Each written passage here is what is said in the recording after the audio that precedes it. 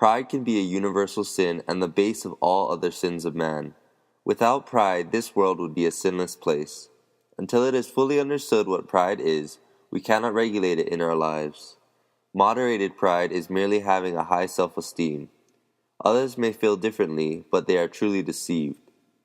There are many prime and misinterpretations that come with the word pride that confuse many and lead them to destruction. But the truth shall be revealed. Some may feel that arrogance is pride. Pride is really having a feeling of value, whereas arrogance is overcalculated that value. The movie Princess Diaries, directed by Gary Marshall, is a clear example of pride and not arrogance because when she is given a reason to be proud, she gains confidence in herself. This young lady starts off as a nerdy nobody at school. Later she finds out she is of royal blood from another country, and that she will become a princess. She gets a complete makeover and royal lessons and later becomes a princess. After a little while of being a princess, she receives a shocking realization of the difference between being a stuck-up, snotty, self-centered person and being a kind, loving, understanding, and proud person. Eventually, after hard work, she becomes a princess by her looks and actions. She gains a sense of pride and the right amount in this movie. In other words, she attains a higher self-esteem and began to make a greater contribution to society. Pride is also sometimes misunderstood as cockiness, but mixing up the two different words can be a problem. Pride is truly acknowledging one's own purpose.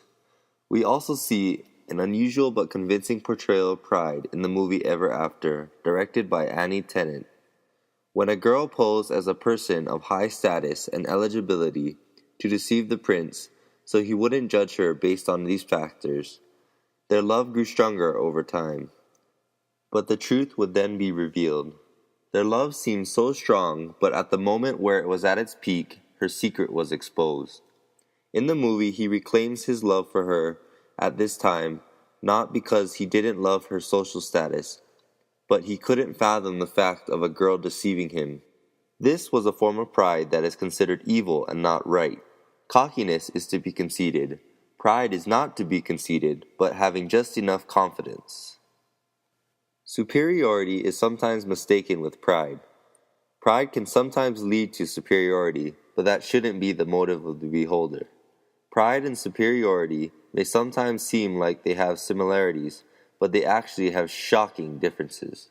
While superiority involves having pride in oneself, pride requires a sense of understanding in oneself and the acknowledgement of the feelings of others. Last winter, I saw pride displayed when my basketball team went to the island of Kauai. Our coach told us to keep our heads on straight and don't get ahead of ourselves. He made sure that we weren't getting prideful and that we just had a high self-esteem. Superiority is showing a consciousness or feeling of being better than or above others. That isn't pride, because you know, as they say, you shouldn't blow out other people's candles to make yours shine brighter. This was a great example of pride used the right way for better influence. Pride is not being afraid to stand up and be a shining example of what you believe in. Without pride, we are nothing, but when we have too much of it, we are also nothing. There is a balance to everything, and without the balance there is chaos.